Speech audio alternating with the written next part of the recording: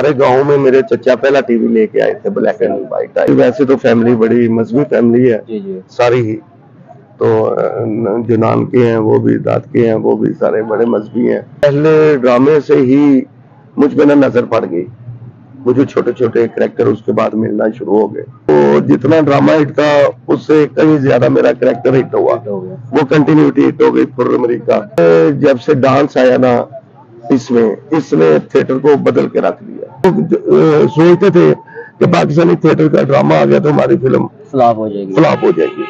ये अरूज तो जैसे जैसे थिएटर का बेड़ा गर्क हुआ, वल्गैरिटी आ गई, तो जो काम करने वाले हैं, अच्छा काम करने वाले लीजेंड जो लोग थे, वो थिएटर से पीछे हटना शुरू हो गए।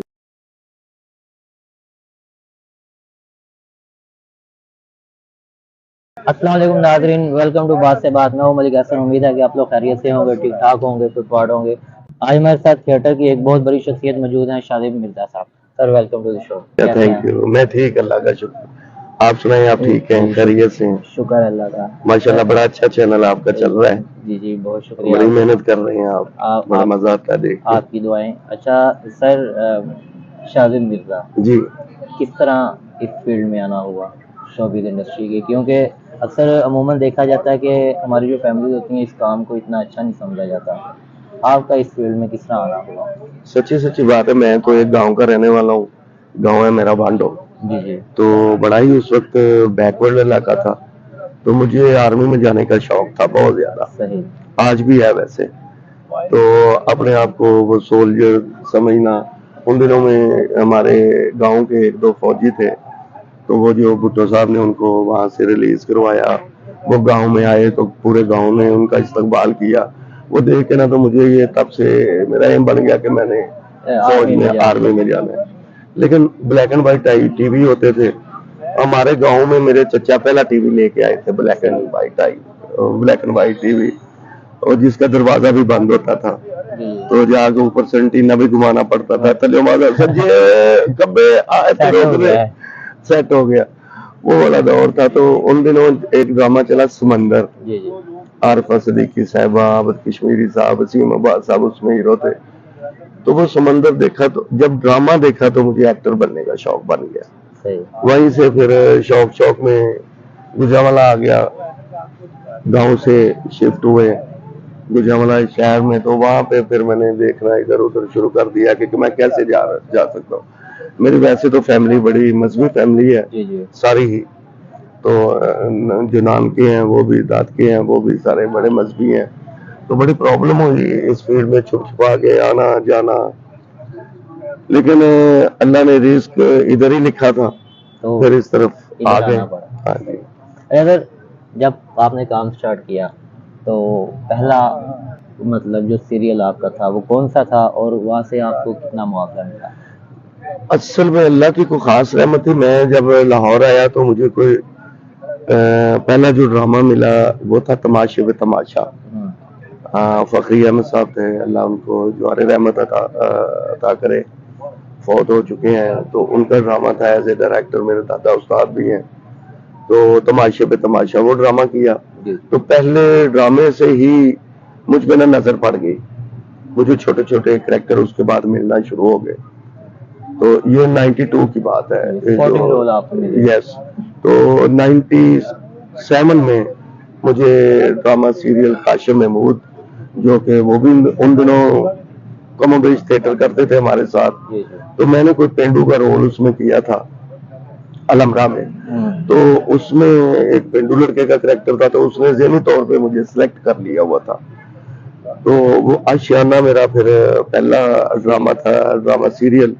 उस वक्त पीटीवी के अलावा एसटीएन चला था, 2 घंटे के लिए चलता था, प्राइवेट टाइम, उसमें वो चला था।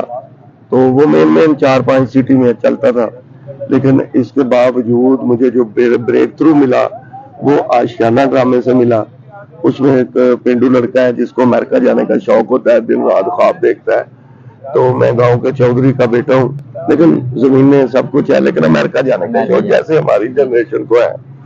तो उसमें मेरा नाम जीरा होता था, तो मैं चिढ़ के कहता था, जो मेरी कंटिन्यूटी हिट हुई, मुझे कहते थे जीरे, मैं कहता था जीरा नहीं, चौधरी मोहम्मद नजीर साहब, अमेरिका। सही है। तो बस उसमें खास बात ये हुई, जब मुझे कास्ट किया गया इस रोल के लिए, तो मध्य मुकाबल जो हीरोइन थी वो थी मारिया बास थी। तो वो डायरेक्टर साहब ने मुझे बाद में बताया कि मारिया बासी साहबा ने मेरे साथ, मैं न्यू कमर था बिल्कुल, उस वक्त वो टॉप पे थी हीरोइन, तो उन्होंने कहा मैं एक न्यू कमर लड़का मेरे साथ आपने डाल दिया है, तो एतराज किया मैं नहीं करूंगी। सही है। तो उन्होंने उनको तसल्ली दी कि आप एक रिकॉर्डिंग उसके साथ कर लें, नेक्स्ट डे आप कहेंगी कि जो से आर्टिस्ट को कहेंगे हम उसको कास्ट कर लेंगे। हाँ, एक मतलब टेस्ट हो जाएगा, टेस्ट हो जाएगा, आपको लगेगा कि मेरिट पे है। मुझे इस बात का नहीं पता था। तो पहले दिन रिकॉर्डिंग की, दूसरे जब खत्म हुआ ड्रामे की सीरीज रिकॉर्डिंग, फिर उन्होंने मुझे बताया कि आपका रोल इसका कंट्रोवर्शियल हो गया था, उन्होंने इनकार कर दिया था, तो ये कह गए फिर। लेकिन जब ड्रामा चला तो वो जितना ड्रामा हिट था उससे कहीं ज्यादा मेरा कैरेक्टर हिट हुआ, वो कंटिन्यूटी हिट हो गई फुर्र अमेरिका। तो मारिया बासी साहब से एक दिन मेरी बात हुई तो मुझे कहती हैं क्या बात है भाई, मैं तो जिधर जाती हूँ लोग मुझे फुर्र फुर्र कहते हैं, फुर्र अमेरिका कहते हैं। फिर मुझे उस टाइम बड़ी खुशी हुई। सही है। तो जब आपने थिएटर स्टार्ट किया तब थिएटर के हालात बड़े ज़बरदस्त थे, फैमिलीज जाके देखती थी, मतलब बड़ा ज़बरदस्त माहौल होता था, लेकिन जो आज के हालात हैं वो आपके सामने हैं, क्या कहेंगे इस बारे में? जब हम आए थे ना थिएटर की तरफ, वाकई ऐसा था, थिएटर का आर्टिस्ट होना एक बहुत बड़ा एहसास होता था उस वक्त। लोग अलमरा में, मैं अपनी आंखों से देखा है कि 700 सीट्स का हॉल है जिसमें कम से कम 500 लेडीज और बच्चे होते थे, बच्चियां, 200 मैन होते, मैं एक आदमी है उसकी फैमिली है, 2 आदमी है, 4 औरतें, अपनी फैमिलीज को लेके लोग आते थे। मैं बिलोंग गुजरावाला से करता हूँ, तो गुजरावाला से कई ऐसे दोस्त थे जो कॉल करते थे कि यार आज मेरी फैमिली ने आना है तो सीटें रखवा देना प्लीज। तो जब बाहर भी जाते थे हम तो बड़ी पसीर आई और लोग हाथ लगा लगा के देखते थे हमें, इंडिया के लोग, ये सरदार लोग जो है वो भी, कि यार ये थिएटर की इतनी पसीर आई, इतनी इज्जत थी। लेकिन ये जब से डांस आया ना इसने थिएटर को बदल के रख दिया। नहीं, आपको क्या लगता है, मतलब इसकी बेहतरी के कुछ चांस हैं या कौन इसको बेहतर कर सकता है अगर चांस है तो? अब तो मुझे तो नहीं लगता कि हमारी जिंदगी में कभी थिएटर ठीक होगा, बहुत मुश्किल है, इसलिए कि तमाम अदारे जो हैं इसमें अदारों का सबसे बड़ा हाथ है थिएटर का। जो बेड़ा गर्क हुआ है, जो थिएटर आज खराब हुआ है, इसमें अदारों का बहुत सारा हाथ है। किस तरह? देखिए, एक एसएचओ है, मैं ये समझता हूँ कि उसका एक हल्का है, ठीक है, दायरा है कि आप इस इलाके के एसएचओ है। मेरा भी ख्याल के एसएचओ की मर्जी से कहीं जुआ होता हो, कहीं रोन बिकती हो, उसको पता ना हो, वो रोकना चाहे जुर्म तो वो रोक सकता है। थिएटर पहले सिर्फ आर्ट्स काउंसिल ऑर्गेनाइजिंग कमेटी में होती थी, ऑर्गेनाइज करती थी, वही चेक करते थे, एक बंदे के हाथ में था। अब इन्होंने 3-4 महकमे उसमें ले आए मॉनिटरिंग के लिए, सेंसर पास देखने के लिए।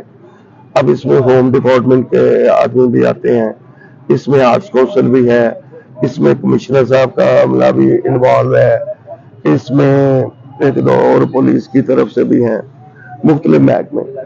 तो वो सब एक दूसरे के, उसने रोकना है, मेरी जिम्मेदारी नहीं, उसकी है, उसकी है, किसी ने भी नहीं रोका। टाल मटोल का सिस्टम है, किसी ने भी नहीं रोका कि थे ये पूरी दुनिया में पाकिस्तान की एक थिएटर ऐसी चीज है जो पूरी दुनिया में देखी जाती थी, पसंद की जाती थी, पूरी दुनिया में माना जाता था। और ये बात बिल्कुल राइट है कि इंडिया वाले अपनी फिल्म नहीं रिलीज करते थे जब थिएटर का कोई पाकिस्तानी ड्रामा रिलीज होना होता था। इसकी इतनी व्यूअरशिप थी, वर्थ थी कि वो सोचते थे कि पाकिस्तानी थिएटर का ड्रामा आ गया तो हमारी फिल्म फ्लॉप हो जाएगी। ये अरूज ये क्यों आया? कुछ हमारे जो जैसे जैसे थिएटर का बेड़ा गर्क हुआ, वल्गैरिटी आ गई, तो जो काम करने वाले हैं, अच्छा काम करने वाले लीजेंड जो लोग थे, वो थिएटर से पीछे हटना शुरू हो गए, वो चले गए। नॉन टेक्निकल लोग जिनको थिएटर का पता नहीं, अब अगर 100 प्रोड्यूसर है ड्रामा करने वाला, तो 99 को पता ही नहीं कि ड्रामा क्या है। भाई जो हम काम कर रहे हैं ये क्या काम है, जिसको पता होगा कि ये काम इस तरह से होना है, ये ऐसे होता है, वो तो उसको ठीक कर लेगा। अब करने वाले, कराने वाले को भी नहीं पता कि थिएटर कैसे करवाना है, और जो नए आर्टिस्ट आए हैं करने वाले, उनको भी नहीं बताया गया कि थिएटर क्या होता है, थिएटर कैसे करना है, थिएटर का मतलब क्या है, जुगत क्या है, कैसे करनी है, एक्ट क्या है, रिएक्ट क्या है, मूव्स क्या है, किसी को नहीं पता। तो जब नॉन टेक्निकल लोग घुसेंगे जिस काम में भी, उसका बेड़ा गर्क हो जाएगा। मेरिट बिल्कुल जीरो हो चुका है। मेरिट कहीं कहीं बेहतर करने की कोशिश होती है, जैसे प्रोड्यूसरों में से अरशद चौधरी है, जी जी, वो कोशिश करता है अच्छा ड्रामा करने की, और नसीम विक्की है, वो बहुत अच्छा ड्रामा आज के दौर में भी कर रहा है। तो इसी तरह अगर सारे मिल जाएं अच्छा ड्रामा करने के लिए, तो मेरा ख्याल है कुछ थोड़ा बहुत बेहतर हो सकता है। अच्छा, अगर आपने पाकिस्तान के बाहर भी काम किया बहुत सी जगह पे, ज्यादा पसंद किस मुल्क से मिली, और कौन से मतलब ज्यादा फैन या मतलब ज्यादा पसंद किस जगह पे किया गया आपको? जी, वो बात वहीं पे आ जाएगी कि पहला थिएटर आज का था। पहले जब ड्रामा करने जाते थे तो यहाँ से लेके ये जिस पार्क में हम बैठे हुए हैं, इसकी उस दीवार तक फैमिलीज ही फैमिलीज होती थी, क्लैप आती थी, लाफ्टर तो वो लहरों की तरह आती थी, इतने ज्यादा लोग होते थे। अब वहां भी कम हो गया, वहां भी फैमिलीज आना कम हो गया हमारे अपनी वजह से, ठीक है ना। वहां भी कुछ ऐसे प्रोड्यूसर लोग आगे कि जिनको पता नहीं थिएटर का कैसे करना है, क्या करना है, नॉन टेक्निकल लोग तो बाहर जाते हैं। तो एक मुझे याद है, मैं सोहेल अहमद साहब के साथ एक टूर किया, हम एक चैनल पे लाइव बैठे हुए थे, खुदा की कसम एक कॉल आई लाइव, और वो औरत रोने लग गई, रो के सोहेल साहब को कहती है, सोहेल साहब आपको अल्लाह का वास्ता है, आप साल में 1-2 दफा जरूर थिएटर लेके आया करें, हमारे बच्चों की सिर्फ यही इंटरटेनमेंट है इन मुल्कों में, हम इंतजार करते हैं आपके थिएटर का, हमारी रिक्वेस्ट है कि आप जरूर आया करें। हमारे बच्चों को हमारी सकाफत का पता चल रहा है, हम कौन लोग हैं, हमारी सकाफत क्या है, यहाँ पे तो कोई नहीं बताता, तो आपके थिएटर के जरिए पता चलता है, वो मोहब्बत आप जरूर आया करें। तो अब तो कोई हाल नहीं है। चलें, जाते जाते आप हमारी ऑडियंस के लिए क्या मैसेज देना चाहेंगे? मैं यही कहूंगा कि शॉर्टकट ना इस्तेमाल करें जिंदगी के किसी शोबे में भी। अल्लाह पाक ने आपकी जो इज्जत, शोहरत और रिस्क लिख दिया है, उसको कोई आपसे छीन नहीं सकता, तो अपने नसीब से ज्यादा आप हासिल नहीं कर सकते। हमें कोशिश करनी चाहिए, अल्लाह पाक ने जिस हाल में रखा है उसमें शुक्र अल्हम्दुलिल्लाह कहें। बिल्कुल, बहुत शुक्रिया सर आपके टाइम का। Thank you.